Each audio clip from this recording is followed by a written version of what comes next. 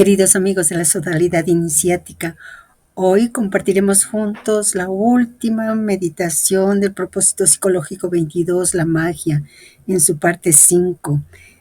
Como siempre, les recuerdo que siguiendo la senda que marcan las tradiciones, leeré el texto con fidelidad tal como fue transmitido, pues es la obra la que contiene el poder de la iniciación y la iluminación. Después, añadiré algunos datos y reflexiones que mi alma ha captado y que han vibrado en mí.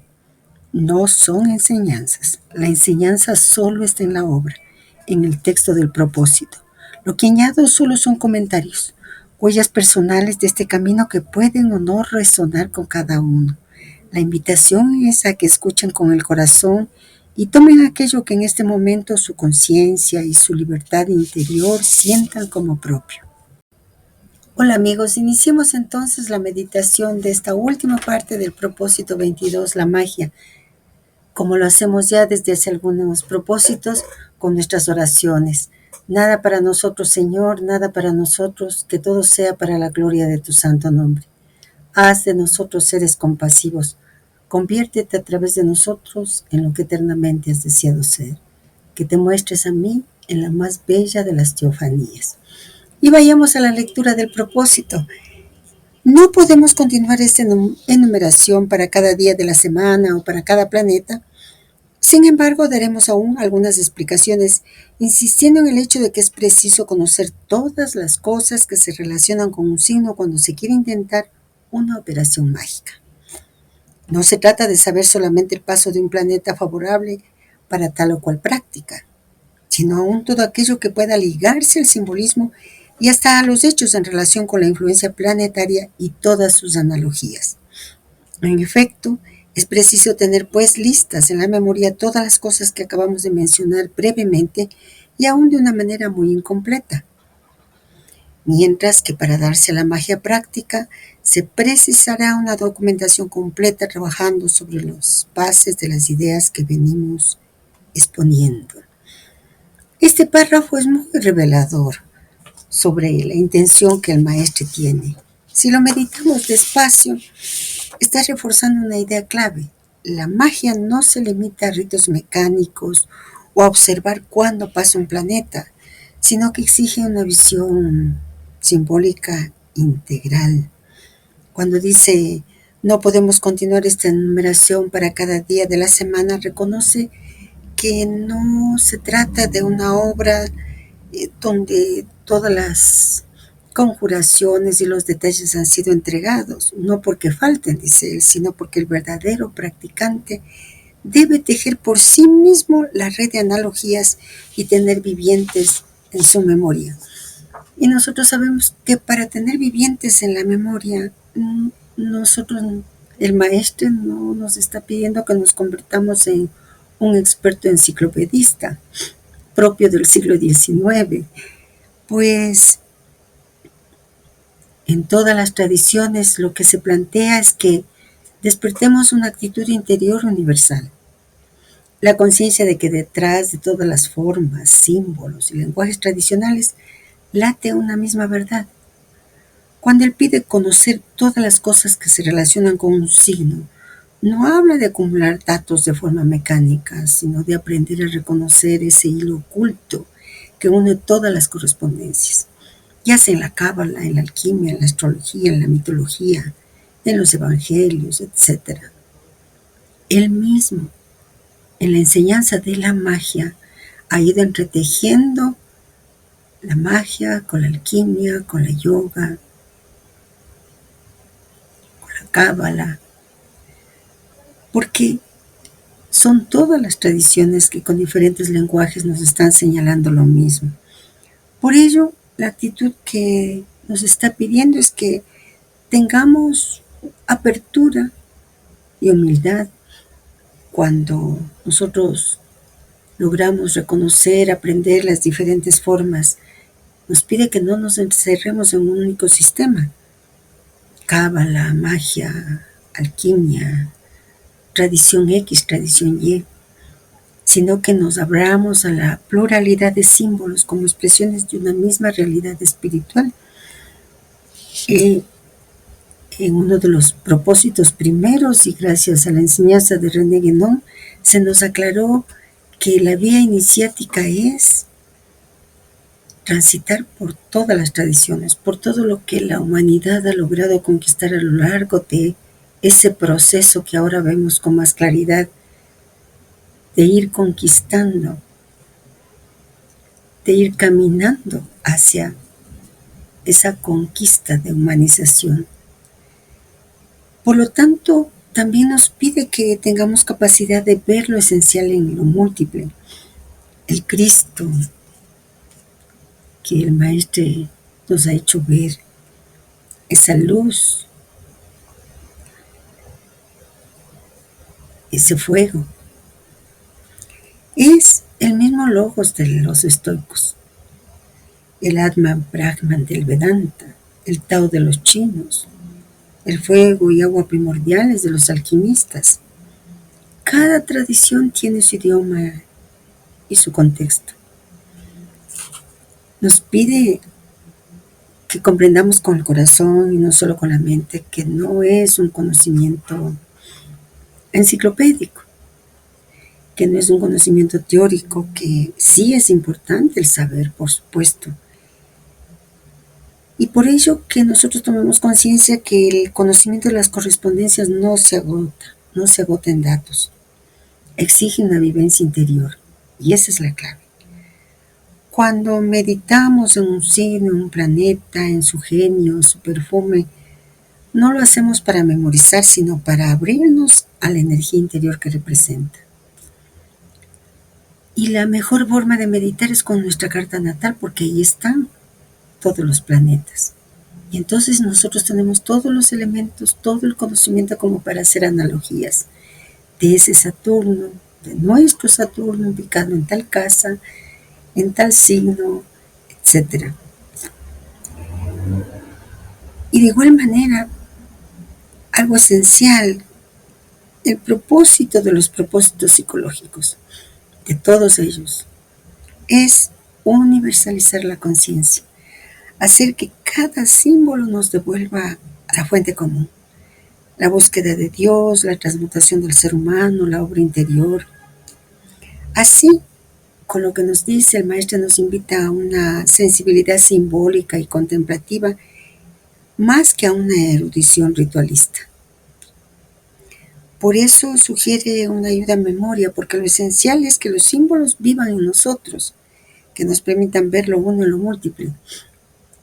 E insistimos, por ello nos pide que hagamos nuestra carta natal, que la conozcamos, que veamos que Júpiter no está fuera de, que está dentro de, que nosotros también somos Júpiter, que tenemos una cantidad de correspondencias y de analogías, que tenemos su parte hermosa de expansión, de inspiración, pero también su parte oscura. Esa parte oscura que como es tan inspirado, tan expansivo, tan chévere, vaya, siempre tiene la razón. Y entonces vemos cómo y en qué tenemos que trabajar.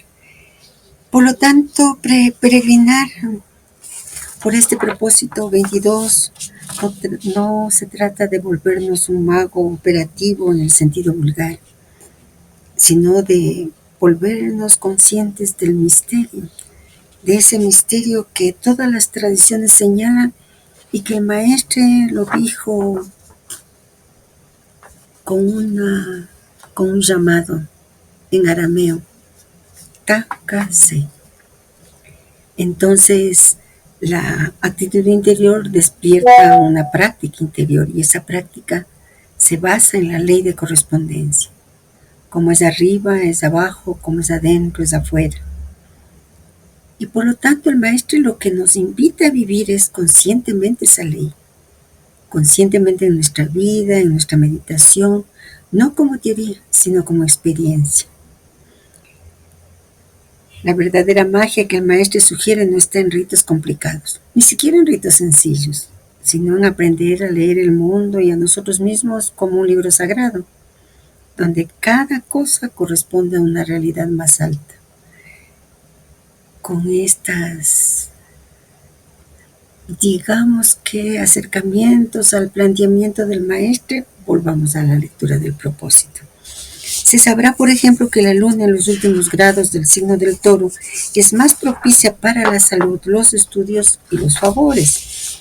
Es también cuando la luna está bajo ese signo que es bueno cortarse los cabellos para fortificarlos. Es bueno saber ya que el signo del Toro es favorable para todas las cosas que deben durar largamente, como para las propiedades inmobiliarias, los vestidos, escoger ese momento para ese género de compras. Un cambio de régimen está bajo un buen aspecto cuando se emprende en la época en que el Sol pasa por esa parte de la eclíptica que rinde el alimento reconstituyente. Como genio protector, el toro arado con figura humana fue representado en varias culturas antiguas: Sed, Alab, Jirov o Kirubo. En acadio, el Gut-Sidi, el toro propicio. Como dios protector se ha conocido a Ea, señor de la humanidad. Entre los sirios macedonios, a Pelaios. Entre los árabes, Escafar. Evocando el nombre de Thor únicamente, no se puede impedir el asimilarlo a otros términos como Thor, el dios escandinavo; Terafín, existe aún; Torah, la Santa Escritura; Tarot, las 22 láminas mayores del juego iniciático antiguo; y toda la continuación de nombres provenientes de la rotación del axioma cuaternario Ator, Rota, Orad, etc. Recordemos que la diosa Isis llevaba a guisa de peinado un emblema que se asemejaba extrañamente a una cabeza de toro, al menos en lo alto de la frente con los dos cuernos. En la Biblia, Ezequiel 1:7, se da la descripción de los querubines, con pies sin articulaciones y pezuñas parecidas a las del toro. El calendario copto coloca el signo del toro entre el 26 de abril y el 26 de mayo. Pacoms, la divinidad protectora, es Khonshu. El toro está igualmente en relación con el Pranava hindú, que es el equivalente de Aum. Él está también en correspondencia con todos los dioses solares primeros nacidos. El glifo del signo zodiacal del toro es aproximadamente el mismo símbolo que la letra griega alfa, minúscula, la primera del alfabeto, y es la razón por la que ciertos pueblos tenían la costumbre de llamarla la primera constelación, el primer nacido, el primogénito. La letra alfa, que significa principios, doctrina, estaba representada ordinariamente por el símbolo emblema que era el glifo del toro en los alfabetos samaritanos, asmoneo, palmiriano, así como en las filacterias y tefilín semíticos. Se notará que la palabra alfabeto está compuesta justamente de alfa y beta, que son las dos primeras letras del alfabeto griego. Esta es una nota: alfa, beta, gamma, delta, epsilon, etc., siendo omega la última letra. Se hace decir a Jesús: yo soy el alfa y el omega, yo soy el principio y el fin. No hablando el griego, él no ha podido pronunciar de esa manera, pero en fin, así se definía que él era el alfabeto entero, el verbo cumplido, el logos. Ese es el toro de las regiones occidentales escondido en la región escondida, la Virgen, de quien emanan todos los dioses, como dice el papiro de Isi o Er. El toro es la fuerza procreadora, el logos. Hay que tener igualmente en la memoria Artemis, Shiva con el toro blanco, Nandi, Apis, Hapi Ankh, que es el viviente Osiris encarnado en el toro blanco como la leche. Es aún el toro negro, Nebis, hijo de Ptah, consagrado al dios Ra en Heliópolis, intérprete de la voz divina, Apis, y también Pasis de Hermontis. Se encuentran igualmente Io, la muchacha con cuernos de vaca, las bacantes de Eurípides, y Dionisos, que está visto por Penters bajo la figura de un toro. Toros eran sacrificados a Apolo. Agni es aún el toro que lleva el cielo y la tierra. El fuego sagrado es a menudo calificado de maestro de las vacas. Las vacas son la leche, el agua y el soma que proceden del nubarrón, pues las nubes eran comparables a vacas.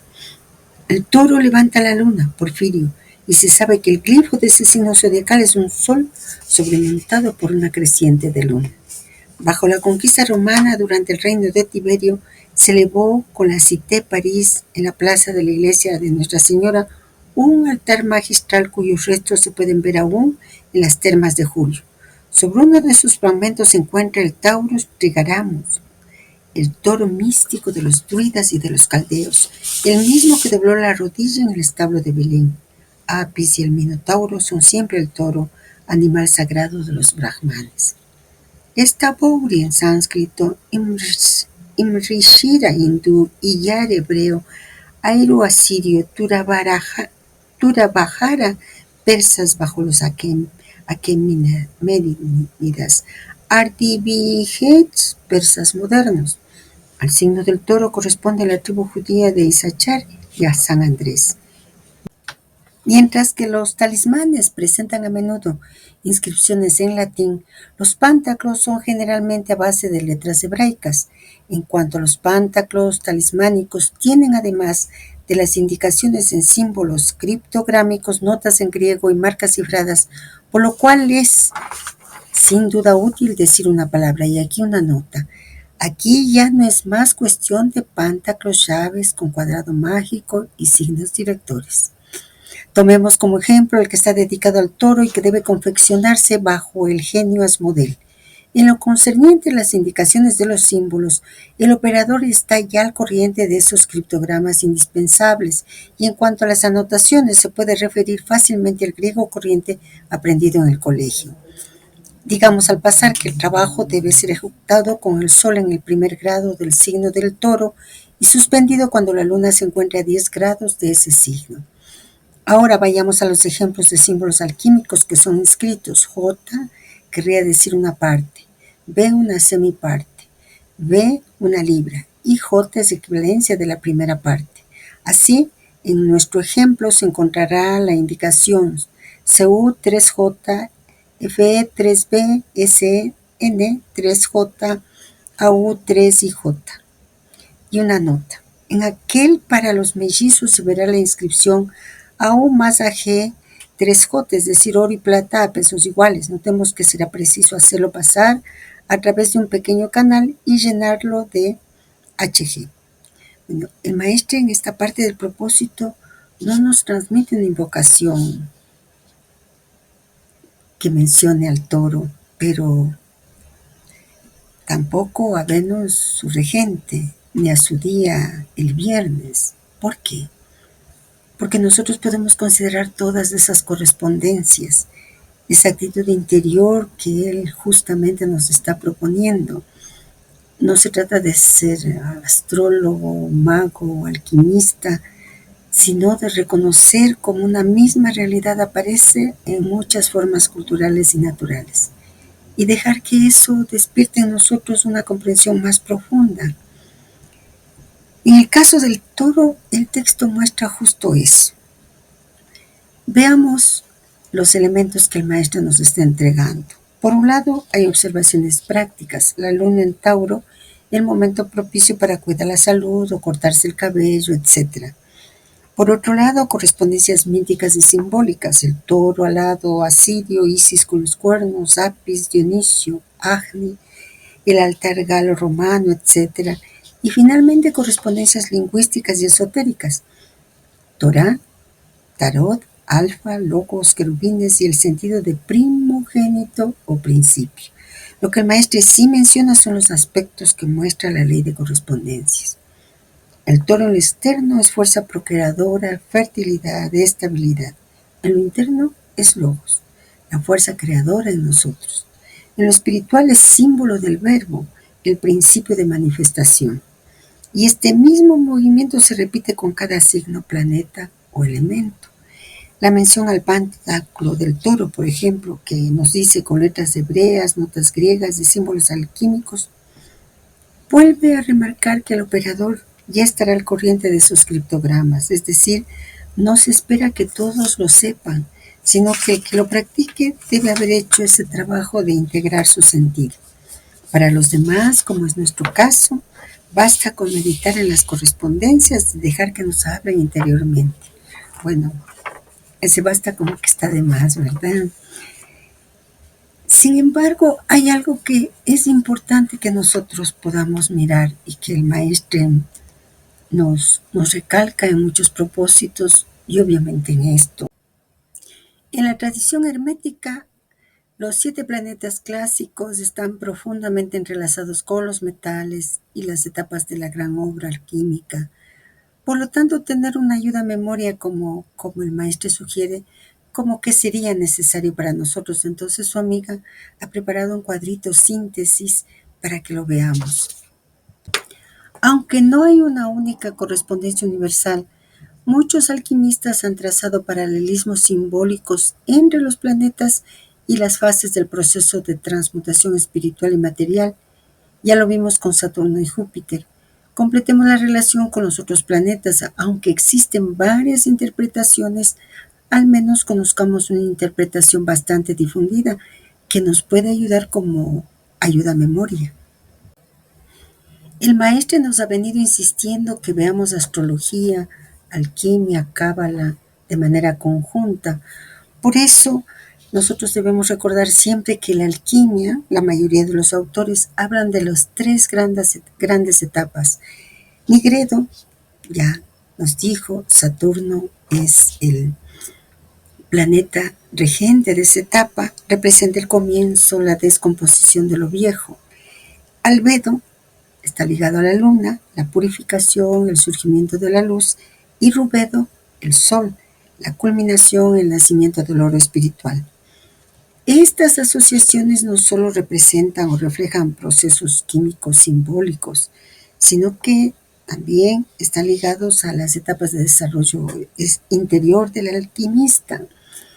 Como Jung nos ha dado tantos elementos claves para comprender este proceso interior, veamos cómo él vio que estas etapas se manifiestan en la vida cotidiana, en ese día a día. Cuando nosotros hablamos de los cuadrados mágicos de Saturno y Júpiter, ligamos ese conocimiento dado por el maestre con el conocimiento entregado por Jung. Escuchémoslo una vez más. Jung, al estudiar la alquimia como metáfora del proceso de individuación, ya vimos que identificó 4 etapas principales: Nigredo, Albedo, Citrinas y Rubedo. Aunque muchos textos alquímicos, como ya conocemos, mencionan solo 3, omitiendo Citrinitas, pero Jung lo consideró esencial para comprender la evolución psíquica completa. La vinculación de estas 4 etapas con los 7 planetas tradicionales, Saturno, Luna, Mercurio, Venus, Marte, Júpiter y Sol, podemos hacerlo desde una perspectiva simbólica, entendiendo que cada planeta representa fuerzas arquetípicas que influyen en cada fase del proceso anterior. Entonces, como ya dijimos, como lo hacen los alquimistas, Nigredo está ligado a Saturno, Albedo a la Luna, Rubedo al Sol. Lo nuevo en Jung es que Citrinitas, Júpiter, que implica la expansión de la conciencia, la sabiduría y la integración.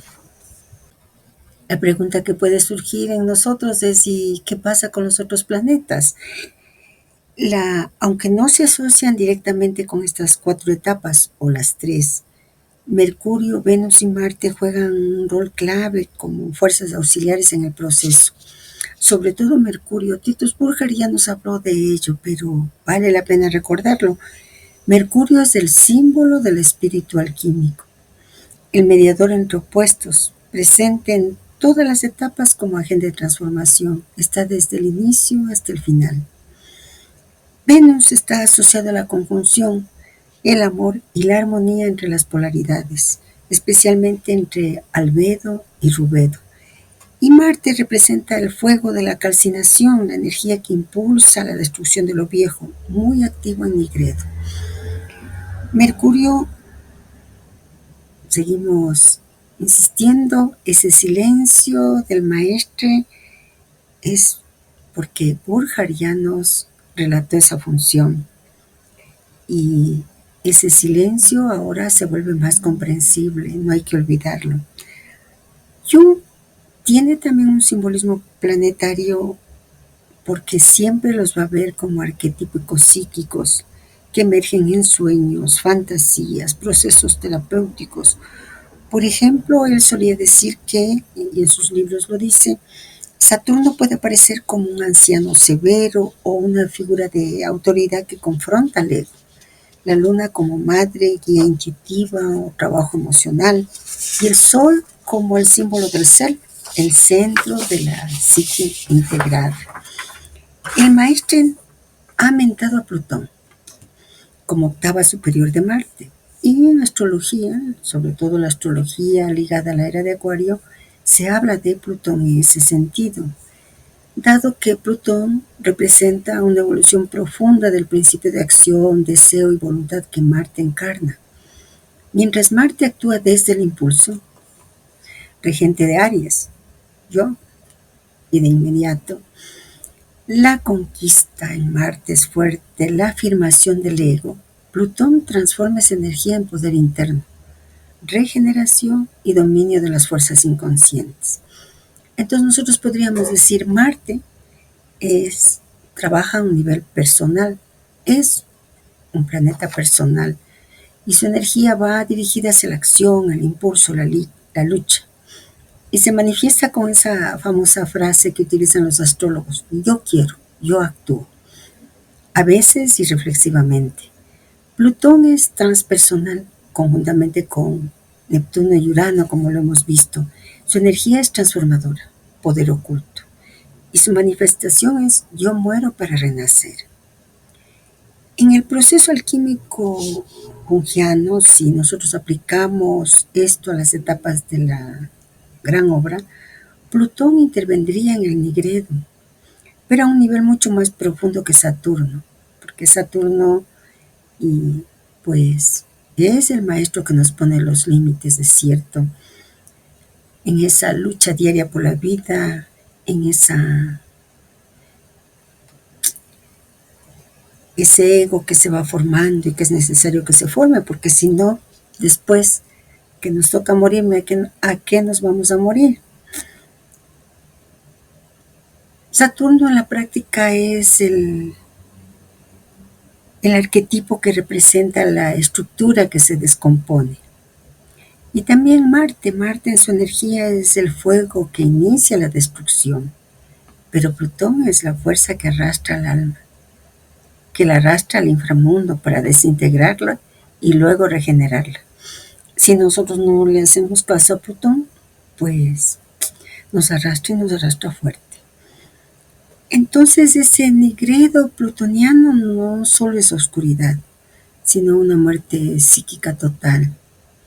El ego no solo se confronta con la sombra, sino que se ve obligado a rendirse.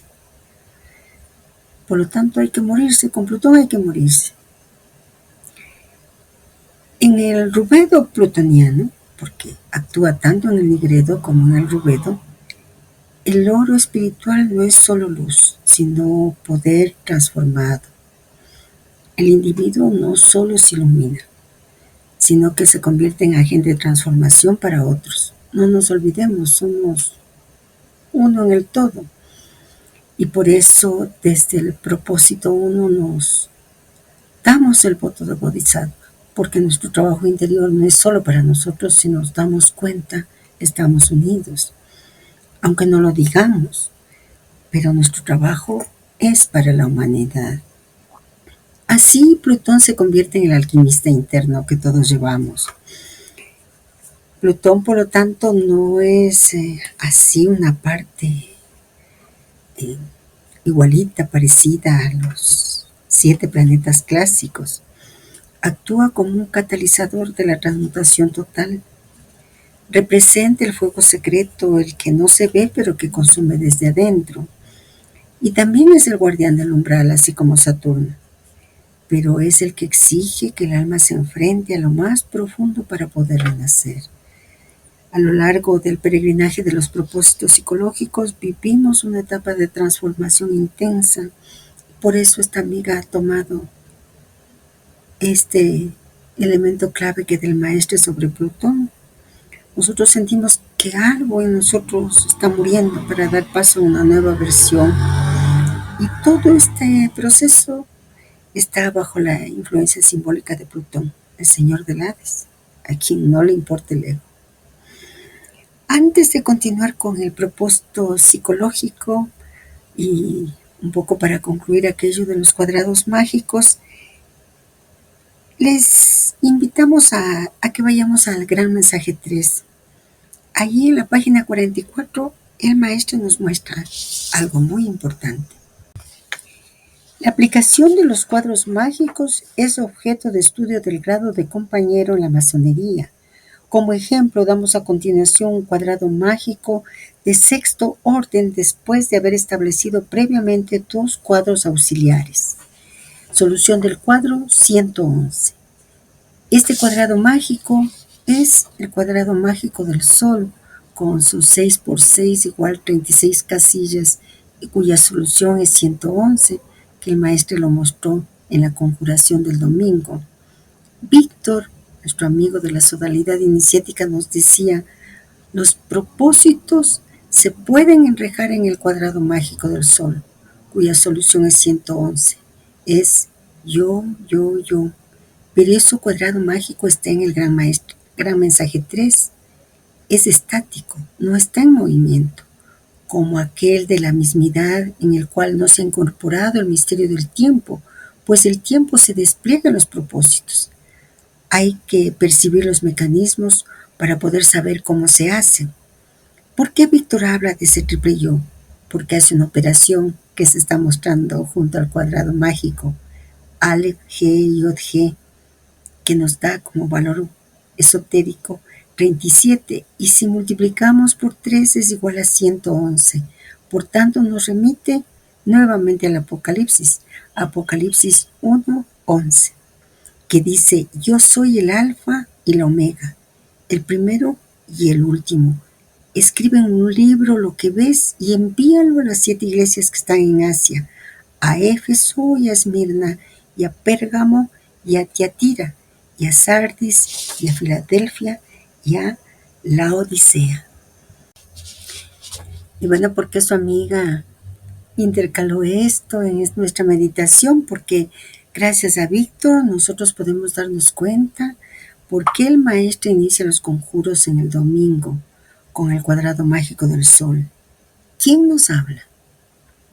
Pues el Cristo.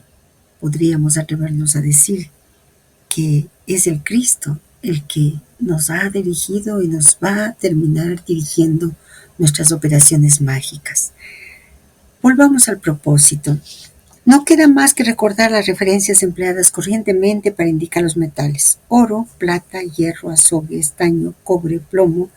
Pueden agregarse todavía el cloro, el zinc, etc., pero nos quedaremos con nuestros 7 metales principales que, como se sabe, se relacionan cada uno con un planeta y además tienen los mismos símbolos gráficos. Así, el hierro, referencia Fe, se inscribe con el mismo símbolo que el planeta Marte. El cobre, como Venus, se representa la plata de la misma manera que se indica la luna, el estaño con el signo de Júpiter, y el oro está simbolizado por un sol, el azogue por el grafismo del planeta Mercurio y el plomo por el de Saturno. Recordemos que los cuadrados mágicos pueden estar confeccionados justamente sobre el metal en relación con el planeta dominante según la fecha de nacimiento y servir así de talismán. En varias ocasiones hemos dado ya otros detalles a ese respecto en nuestra obra Libro Negro de la Francmasonería. Damos inclusive la relación de los cuadrados mágicos cifrados con los cuadrados mágicos de la música. En fin, tenemos el cuadrado mágico de Saturno con 9 cajas, sumando 15, el de Júpiter con 16, sumando 34 en todas las direcciones, el de Marte de 25 cajas, que suman 65, el cuadrado mágico del Sol de 36 cajas, sumando 111, el cuadrado de Venus con 49 cajas, suma 175, el de Mercurio con 64 cajas, suma 260, y aquel de la Luna con 81 cajas, suma 369, siempre acondicionado horizontalmente las cifras de las 9 cajas, así como vertical y aún diagonalmente según la disposición para este efecto. En este párrafo, el maestro sintetiza varias de las ideas que ya nos ha venido entregando y conecta nuevamente alquimia, astrología y simbolismo universal bajo la ley de correspondencias. En una tabla nosotros podemos relacionar planeta, día de la semana, metal y símbolo, tamaño de su cuadrado mágico y la suma correspondiente. Así tendremos una buena y una memoria. Estas correspondencias obedecen a un principio matemático simbólico Cada planeta tiene su cuadrado con una disposición de números que, sumados en todas las direcciones, dan la misma cifra. Representan armonías cósmicas y se usan, como dice el maestro, también en música. Esta serie de cuadrados es una forma simbólica de conectar con las vibraciones planetarias. El maestre mismo aclara que se trata de ayudas memorias, no de recetas mecánicas. Como bien intuimos antes, no se trata de volvernos alquimistas o cabalistas o magos prácticos, sino de ver la unidad detrás de todas las tradiciones. Conocer estos símbolos y estas analogías permite ver cómo el universo está tejido de correspondencias. Continuemos con la lectura del propósito. Ahora debemos mencionar una teoría a la cual hemos hecho ya referencia en otro lado, en nuestra obra Yojismo, que caracteriza muy bien el trabajo de magia práctica con su meta de unificación macrocosmo-microcosmo, de la misma manera que ese magisterio de identificación yoga. No hablaremos del peso atómico en uso a menudo en física, desde 1 para el hidrógeno, 4 para el helio, 6,9 para el litio, hasta 238,1 para el uranio, 237 para el neptunio, 239 para el plutonio, 241 para el americio, 242 para el curio. Si tomamos por un lado el número de electrones en el átomo de cada uno de los 7 metales tradicionales y por otra parte el cuadrado de los 10 primeros números más 1, tendremos un total idéntico que probará bien la corriente similar que recorre el conjunto de nuestro universo y que es la base de las teorías llamadas mágicas. Así, estableciendo la secuencia de los elementos en una tabla, tenemos en primer lugar el hidrógeno, que es el elemento más simple, con un electrón en su átomo, el helio con 2, etc., pasando por el aluminio, que tiene 13, el silicio 14, el fósforo 15, etc., hasta el uranio con 92, el neptunio con 93, etc. En ese orden de ideas establecemos un cuadro para nuestros 7 metales principales que corresponden a los 7 planetas del cortejo astrológico tradicional: hierro 26, cobre 29, plata 47, estaño 50, oro 79, azofre 80 y plomo 82, dando así un total de 393. Aleación igual al electro. Ahora hagamos la suma de nuestro segundo cuadrado, omitiendo la cifra 1, que no es un número. Y bueno, su amiga lo que ha hecho es un banner que contengan los dos cuadrados, el que nos presenta el maestro en el propósito y el que nos está planteando por escrito, para poder contemplarlos. Este pasaje del propósito psicológico es fascinante, porque el maestro está vinculando la estructura de la materia, vista en términos de electrones y peso atómico, con las correspondencias simbólicas de los 7 metales planetarios. Su intención no es hacer química, sino mostrar que hay una corriente similar que recorre el conjunto del universo. La misma ley que une el macrocosmos y el microcosmos, nos ha dicho. Veamos cómo se estructura la idea paso a paso. En el cuadro a nuestra izquierda tenemos los 7 metales y su número de electrones y número atómico. La suma da 393. No es química, sino simbólica. El 393 se interpreta como vibración común, análoga a la aleación electro, nos ha dicho, mezcla de oro y plata en la antigüedad. En el cuadro a nuestra derecha está la segunda serie, cuadrados de los números más 1. El maestro omite el 1 porque no es número, es principio. Toma el cuadrado de los 10 primeros números, excepto 1, y a cada uno le suma 1. Sumados todos ellos, también nos dan 393. ¿Qué demuestra esto? El maestro sugiere que esta coincidencia muestra un patrón universal de correspondencias. No se trata de magia en el sentido vulgar, sino de reconocer una armonía entre la estructura material, electrones, la matemática pura, cuadrado de los números, la simbología mística y alquímica, metales, planetas, arquetipos.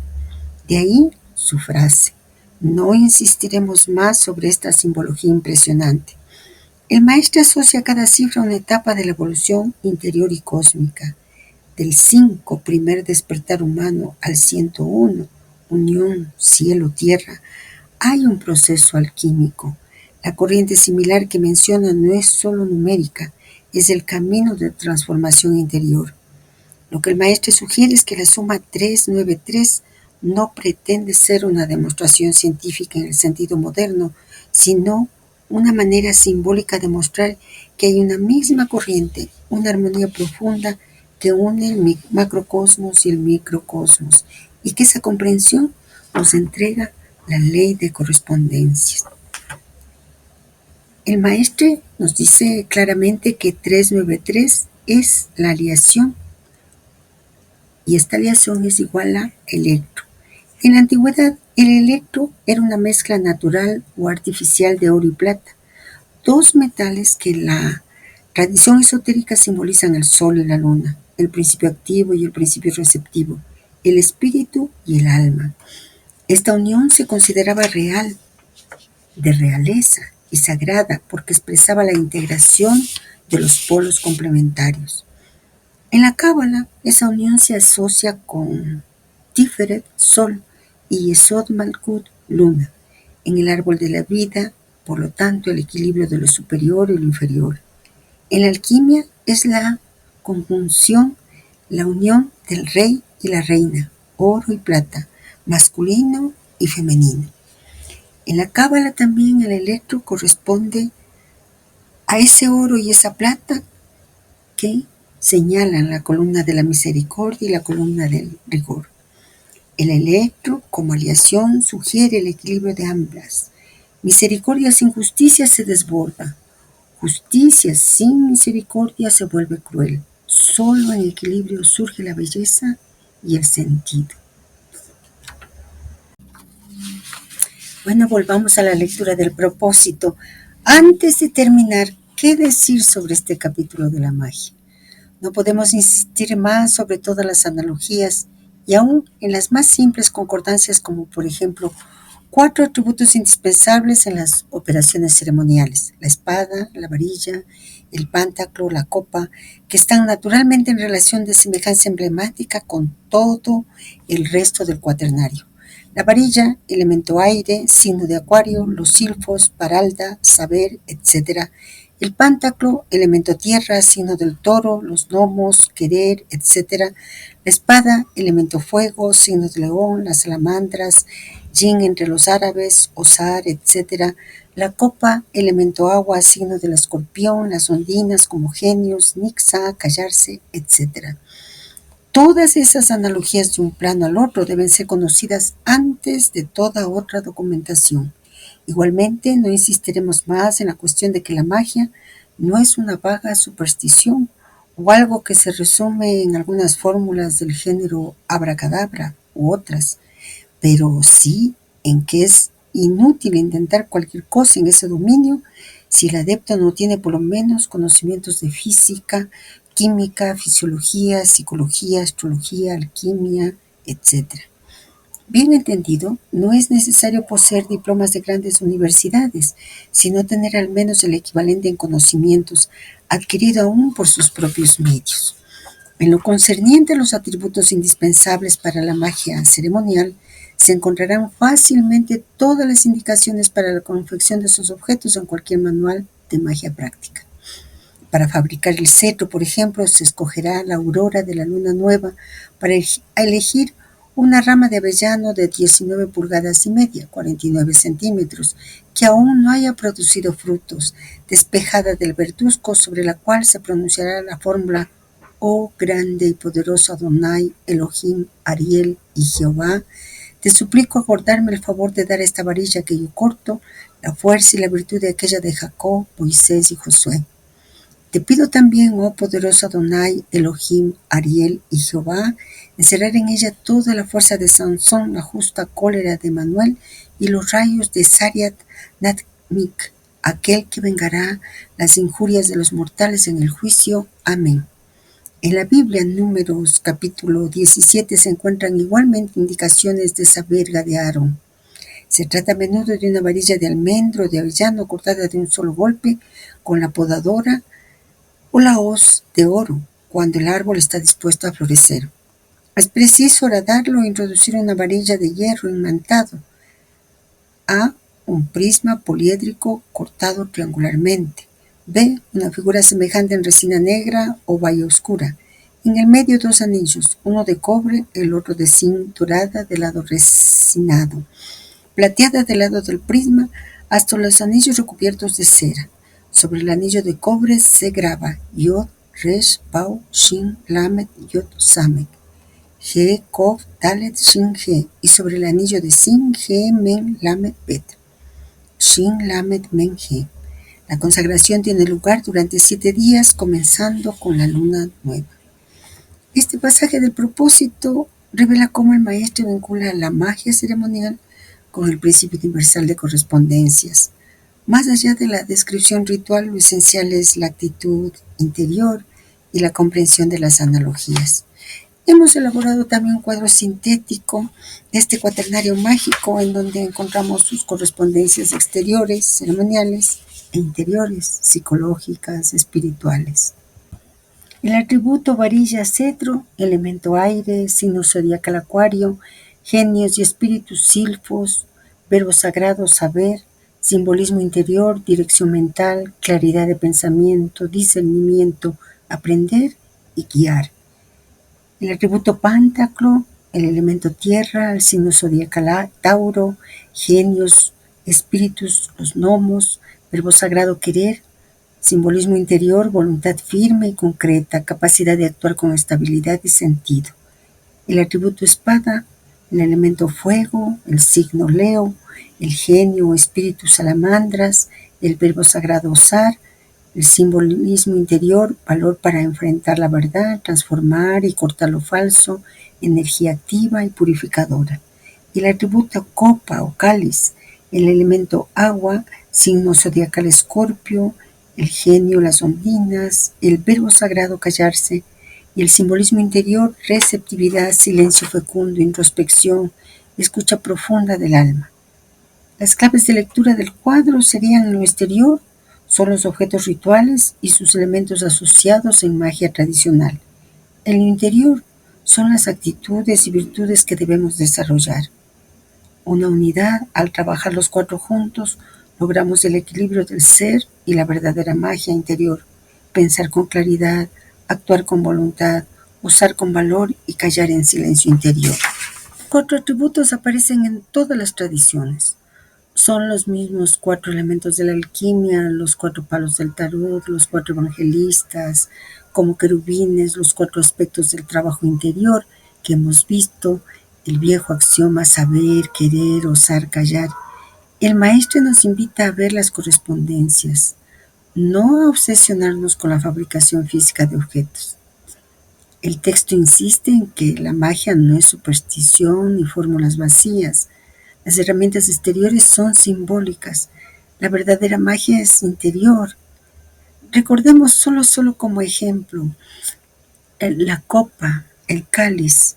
René Guénon, en el simbolismo tradicional, nos dice que la copa es el corazón y nosotros estamos trabajando en la iluminación de Anahata, que ahí se encuentra, que su forma permite ser el receptáculo de esa luz divina. Solo un ejemplo como para considerar todo lo que el maestro nos va advirtiendo. La verdadera magia es interior, nos dice nuevamente, y requiere conocimiento de leyes naturales. Habla de física, química, psicología, astrología, alquimia, que no solo se obtienen, y mejor dicho, que no se obtienen en las universidades. Nos volvemos autodidactas, estamos siendo autodidactas desde el propósito psicológico 1. La comprensión de correspondencias, que es ese conocimiento, ese darnos cuenta de cómo todo se relaciona en el universo. La purificación de nosotros como adeptos, sin ética y disciplina interior, las prácticas exteriores son vacías. Aquí el maestro retoma la idea fundamental. La magia interior exige conciencia de las analogías universales. Nos ha ido insistiendo prácticamente desde que nos hizo el llamado y desde siempre, desde el gran mensaje 1, nos habla de esas correspondencias. Cada elemento, cada metal, cada planeta, cada palabra, cada gesto tiene resonancia en nosotros, pero también en el cosmos. La operación mágica es en realidad alinear nuestro microcosmo con el macrocosmos. Vamos a solo un poquito a profundizar sobre la varilla dada la importancia que el maestro le da. La descripción detallada de cómo cortar la varilla, las inscripciones en hebreo, la consagración, etcétera, son ejemplos simbólicos. No se trata de que todos debamos hacer una vara literal, sino de que entendamos. La varilla es el eje conductor de la energía interior. Como Aarón en la Biblia representa la autoridad espiritual. Y el maestro nos ha hecho claramente considerar esa letra hebrea, Yud, todas las representaciones y las analogías que nos ha entregado. Las inscripciones sagradas, los anillos de cobre y zinc, el magnetismo del hierro, todo apunta a unir polaridades, cargar de intención consciente, dar el salto, integrar lo inconsciente a lo consciente. Y la consagración de 7 días en luna nueva es una imagen de esa regeneración cíclica que la luna tiene y que nosotros tenemos, mirando hacia lo alto. Volvamos al propósito que ya está por terminar. Se puede continuar con explicaciones semejantes, pero es ciertamente fastidioso para los alumnos el regresar sobre esas consideraciones tan preliminares. Así pensamos que es mejor detenernos aquí con este capítulo que no fue, digámoslo una vez más, sino una simple ayuda a memoria, un recuerdo de algunas nociones indispensables y sobre las cuales los textos corrientes quizás no insisten demasiado. Repetimos, pues, una última vez, toda la documentación elemental puede encontrarse en las obras sobre este tema. Y por nuestra parte nos contentamos con dar algunas bases muy simples a fin de poner en guarda a los alumnos demasiado apurados. Naturalmente, como siempre en estos casos, nuestros textos están incompletos aún en las pocas definiciones que damos en ciertos pasajes, por la buena razón de que estimamos que antes de abordar semejantes estudios, los adeptos habrán tomado no solo conocimiento de las obras clásicas para ese efecto, sino aún estudiado en nuestros diversos libros que, fuera de esta colección mensual de propósitos psicológicos, exponen ya una gran parte de las cosas indispensables. Es un hecho que más bien que agrupar en una sola obra, casi imposible de realizar. Por otro lado, todos los conocimientos útiles hemos dado desde hace largo tiempo por aquí y por allá, todas las cosas indispensables para la elaboración del gran saber. Es bien, pues, por el método de iniciación tradicional que pretendemos continuar nuestra enseñanza a los alumnos preocupados de tomarse el trabajo de analizar cada obra y curso que se escalonan hasta el presente en 10 años de mensajes, tanto para los discípulos fieles como para los curiosos que han seguido hasta ahora nuestras lecciones.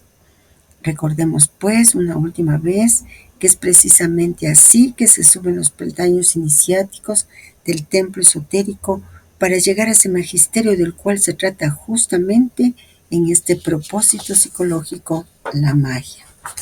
Es una linda forma de terminar y realmente es hermoso que nos acompañemos en estas meditaciones y sentir que nuestras almas resuenan con esa magia interior que siempre estuvo en nosotros, siempre. La verdadera magia, como bien lo hemos ido descubriendo, es esa conexión viva entre nuestro corazón y el corazón del universo, entre lo humano y lo divino, entre microcosmos y macrocosmos. El maestro retoma esa idea fundamental. La magia exige conciencia de las analogías universales. Cada elemento, metal, planeta, palabra y gesto, como él dice, tiene resonancia en nosotros. La operación mágica es en realidad alinear nuestro microcosmo con el macrocosmo. La insistencia del maestro en la ley de correspondencias ha hecho que esta alma recuerde nuestro peregrinaje por el propósito 6 cuando el maestro nos dijo lo siguiente. ¿Cuáles son esas grandes leyes? Ante todo, son leyes de correspondencias, sobre las cuales no hemos acabado de insistir desde hace largo tiempo. Todo está enlazado, y si los planetas pudiesen compararse a las glándulas de Dios, seríamos sus glóbulos.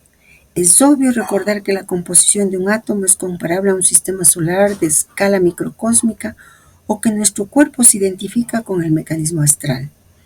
Las 72 pulsaciones por minuto de un corazón normal se identifican con los 72 años que emplea el Sol para retrasar un grado su movimiento aparente sobre la eclíptica.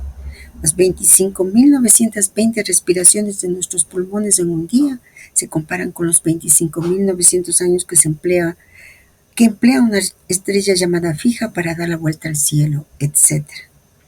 Nosotros logramos comprender en ese propósito 6 y permitan que leamos lo que vimos en ese propósito. La respuesta que nos da es justamente leyes de correspondencias. Y recordamos que esta ley es una de las 7 leyes herméticas que se encuentran en el Kybalión, la misma que se expresa como es arriba, es abajo, como es abajo, es arriba. En otras palabras, nos dice que existe una correspondencia entre los diferentes planos de existencia, el físico, el mental y el espiritual. La idea que sustenta esta ley es que los patrones y principios que se aplican en un nivel de realidad también se aplican en otros niveles.